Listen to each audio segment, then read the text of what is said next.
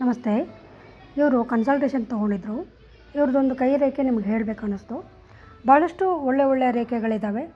ಸನ್ಲೈನ್ ನೋಡಿ, ಇಲ್ಲಿ ನಾನು ನಿಮಗೆ ತೋರಿಸ್ತೀನಿ. ಸನ್ಲೈನ್ ಎಷ್ಟು ಸೂಪರಾಗಿ ಬಂದಿದೆ ಅಂತ ಹೇಳ್ತೀನಿ. ಮತ್ತು ಲಕ್ ಲೈನ್ ನೋಡಿ, ಈ ರೀತಿಯಾಗಿ ಕೆಳಗಡೆಯಿಂದನೇ ಮೇಲ್ಗಡೆವರೆಗೂ ಲಕ್ ಲೈನ್ ಇದೆ. ಈ ರೀತಿ ಇದ್ರೆ ತುಂಬ ಅದೃಷ್ಟ ಅಂತ ಹೇಳ್ತೀವಿ. ಇಲ್ಲಿ ನೋಡಿ ಮನಿ ಟ್ರಯಾಂಗಲ್ ಇದೆ ಮತ್ತು ಹಾಗೆಯೇ ಜೀವನ ರೇಖೆ ಕೂಡ ಸ್ಪಷ್ಟವಾಗಿದೆ. ಈ ಥರ ಇದ್ದಾಗ ಭಾಳಷ್ಟು ಅವಕಾಶಗಳು, ಅಪಾರ್ಚುನಿಟೀಸ್ಗಳು ಬರಬೇಕು. ಬಟ್ ಇವರು ಎಲ್ಲೋ ಒಂದು ಕಡೆ ಪ್ರೈವೇಟಲ್ಲಿ ಒಂದು 10-15 ಸಾವಿರ ರೂಪಾಯಿಗೆ ಕೆಲಸ ಮಾಡ್ತಾಯಿದ್ದೀನಿ ಅಂತ ಹೇಳಿದರು. ಆದರೆ ಇವ್ರಿಗೆ ಆಸ್ತಿ ಇರುತ್ತೆ ಅಂತ ಹೇಳ್ತೀವಿ ನಾವು. ಆಸ್ತಿ ಇಲ್ಲಿ ಇದೆ ಅಂತ ಹೇಳಿದರು. ಆಸ್ತಿ ಅಂದರೆ ಮನೆಗಳು ಬಾಡಿಗೆ ಬರೋದು ಆ ಥರದ್ದೆಲ್ಲ ಇದೆ. ಆದರೆ ಅವ್ರಿಗಿನ್ನೂ ಅಧಿಕಾರ ಸಿಕ್ಕಿಲ್ಲ. ತಾಯಿ ಅಥವಾ ತಂದೆ ಮನೇಲಿರ್ತಾರೆ.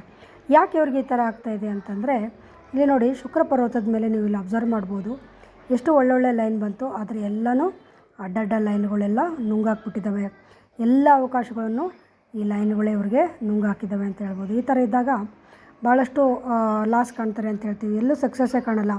ಮನೇಲಿ ಹೆಲ್ತ್ ಇಶ್ಯೂಸ್ ಜಾಸ್ತಿ ಇರ್ತವೆ ಅಂತ ಹೇಳ್ತೀವಿ. ಭಾಳಷ್ಟು ಆರೋಗ್ಯಕ್ಕಾಗಿ ಹಣ ಖರ್ಚು ಮಾಡ್ತಾರೆ ಅಂತ ಹೇಳ್ತೀವಿ. ಮತ್ತು ಮನೆಯಲ್ಲಿ ಕೂಡ ನೆಮ್ಮದಿ ಇರಲ್ಲ ಅಂತಲೇ ಹೇಳ್ತೀವಿ.